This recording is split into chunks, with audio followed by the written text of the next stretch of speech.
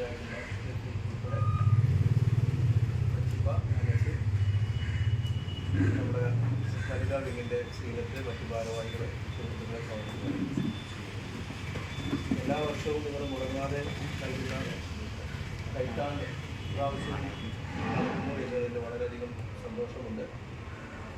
ഇതിങ്ങനെ എല്ലാ വർഷവും നിലനിർത്തി കൊണ്ടുപോകാനുള്ള ഒരു വലിയ മനസ്സ് നിങ്ങൾ കാണിക്കുന്നു എന്നതിൽ തന്നെ വലിയ കാര്യമാണ്.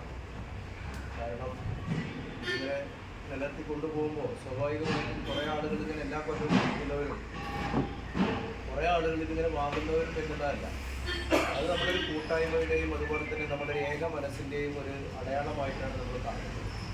ഇവിടെ നിന്ന് കൊടുക്കുന്ന ആൾക്കാർ, കൊടുക്കാൻ അർഹതപ്പെട്ട ആളുകളും വാങ്ങുന്ന ആളുകൾ അതിങ്ങനെ അപ്പാവികളായിട്ട് വാങ്ങുന്ന കുറേ ആളുകളും എന്നല്ല നമ്മൾ മനസ്സിലാക്കുന്നത്.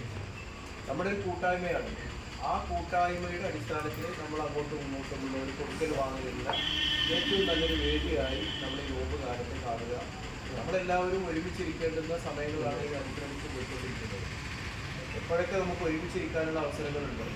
ഇപ്പോൾ ഞാനിവിടുത്തെ ഒരു പൊതുപ്രവർത്തകനാണ്, ഒരു ചെറിയ രാഷ്ട്രീയ പ്രവർത്തകനാണ്. യൂസുഫ് രാമപുരം എന്ന് പറയുന്നത് ഇവിടുത്തെ വാർത്താ മാധ്യമ രംഗത്തും അതുപോലെ തന്നെ വ്യാപാരി സമൂഹത്തിൻ്റെ ഇടയിലുമൊക്കെയുള്ള ആളാണ്. മമ്മു ഇവിടെ വേറെ ഒരു രാഷ്ട്രീയമായിട്ടുള്ള കാഴ്ചപ്പാടുള്ള ഒരാളാണ്.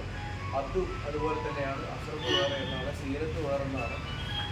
നമുക്ക് നമ്മുടേതായിട്ടുള്ള വഴികളിലൂടെ ഇങ്ങനെ പോയിക്കൊണ്ടിരിക്കുകയാണെങ്കിൽ അതൊരിക്കലും അങ്ങോട്ടും ഇങ്ങോട്ടും കൂട്ടിമുട്ടാത്ത സമാന്തര രേഖകളായിട്ട് അങ്ങനെ പോകും. കച്ചവടക്കാർ കച്ചവടം ചെയ്തുകൊണ്ട് പോവുക, രാഷ്ട്രീയക്കാരെ പ്രവർത്തനങ്ങളുമായിട്ട് മുന്നോട്ട് പോവുക, വേറുള്ളവരുടെ മാർഗം കൊണ്ട് അങ്ങനെ പോകാമെന്ന് പറയുമ്പോൾ അതല്ല വേണ്ടത്.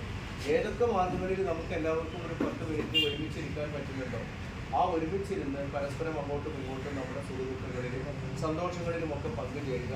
ഇതേപോലെയുള്ള ആണ്ടലുകളിലൊക്കെയുള്ള നമ്മുടെ ആ ഒരു വികാരമായിട്ട് പരസ്പരം അങ്ങോട്ടും ഇങ്ങോട്ടുള്ള ഒരു സഹായിക്കാനുള്ള ഒരു ആ ഒരു വില്ലിങ്നെസ്സാണ്, അല്ലെങ്കിൽ അതിനൊരു തയ്യാറാണ് ഇതിലൂടെയൊക്കെ ഒഴിവാക്കുന്നത്.